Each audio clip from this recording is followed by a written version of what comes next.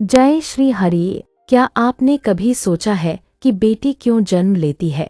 क्या यह सिर्फ एक सामान्य घटना है या इसके पीछे कोई गहरा आध्यात्मिक रहस्य छुपा हुआ है? हिंदू धर्म के पवित्र ग्रंथ गरुड़ पुराण में जन्म और मृत्यु से जुड़े कई रहस्यों का वर्णन मिलता है। इसी में यह भी बताया गया है कि हर आत्मा का जन्म किसी विशेष कारण और कर्मों के आधार पर होता है। गरुड़ पुराण के अनुसार जब कोई आत्मा इस धरती पर जन्म लेती है तो वह अपने पिछले जन्मों के कर्मों का फल लेकर आती है।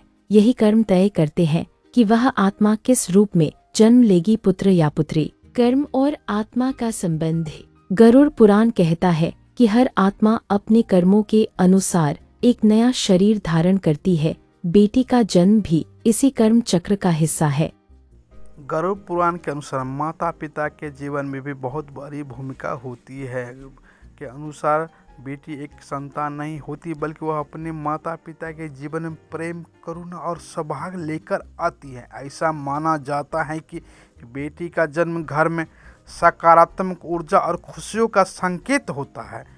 जब किसी घर में बेटी जन्म लेती है तो वहाँ खुशियों का भरमार हो जाता है। ऐसा माना जाता है। गरुड़ पुराण के अनुसार लक्ष्मी का रूप मानी जाती है बेटी। हिंदू धर्म में बेटी को माता लक्ष्मी का स्वरूप माना जाता है।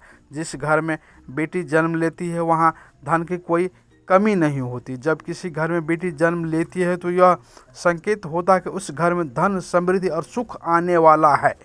घर में कोई चीज़ की कमी नहीं होती।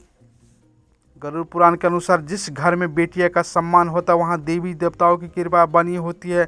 उस घर में कोई धन की कमी नहीं होती। पिछले जन्मों का रिश्ता यह बताता है कि कई बार ऐसा भी होता है कि बेटी के रूप में जन्म लेने वाली आत्मा का अपने माता पिता के कोई गहरा संबंध होता है। वह आत्मा अपने अधूरे प्रेम, कर्ज या संबंध को पूरा करने के लिए बेटी बनकर जन्म लेती है। गरुड़ पुराण में कर्मा का फल बताया गया है कि संतान जब स्वभाव और उसका जीवन माता पिता के कर्मों से जुड़ा होता। अगर माता पिता ने अच्छे कर्म किए हैं तो उन्हें संस्कार और सुख देने वाली संतान जन्म लेगी। वहीं माता पिता बुरे कर्म किए हैं तो वहाँ दुखकारी संतान जन्म लेती है। समाज का यह संदेश देता है गरुड़ पुराण, जिस घर में पुत्र या पुत्री जन्म लेती है कोई भेद नहीं होना चाहिए। दोनों को ही ईश्वर की अमूल्य देन है और दोनों को जन्म का स्वरूप महत्वपूर्ण होता है। इसलिए जिस घर में बेटी जन्म लो या बेटा, दोनों को सम्मान महत्व देना चाहिए, दोनों को सम्मान करना चाहिए।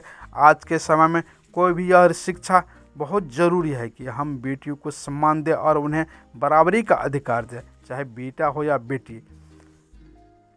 आध्यात्मिक दृष्टिकोण से देखा जाए तो गरुड़ पुराण में हर आत्मा ईश्वर का अंश लिखा गया है। चाहे वह पुत्री के रूप में आए, उसका उद्देश्य केवल अपने कर्मों को पूरा करना और जीवन के चक्र को आगे बढ़ाना होता है। सच्चाई जो हमें समझनी चाहिए, गरुड़ पुराण में यह सिखाता है कि हमें संतान के रूप में मिले हर बच्चे को ईश्वर का आशीर्वाद समझना चाहिए। बेटी का जन्म किसी भी तरह से कम नहीं है बल्कि वह घर की खुशियों और समृद्धि का आधार होती है। बेटी जिस घर में जन्म लेती है वहाँ कोई धन की कमी नहीं होती है। इसलिए बेटी को सम्मान करना चाहिए, चाहे वो उन्हें प्यार देना चाहिए, उन्हें इज्जत देना चाहिए, उन्हें महत्व समझना चाहिए। तो दोस्तों, अब आप समझ गए होंगे बेटी का जन्म कितना महत्वपूर्ण आपके लिए संयोग नहीं बल्कि अपने कर्म, प्रेम, ईश्वर की कृपा का परिणाम समझना चाहिए।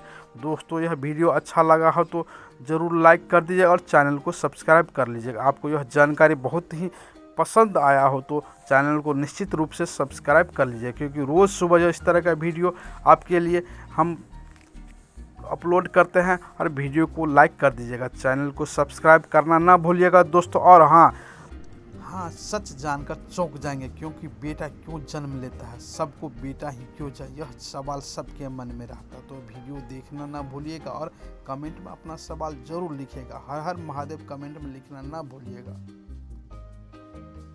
चैनल को सब्सक्राइब कर लीजिएगा।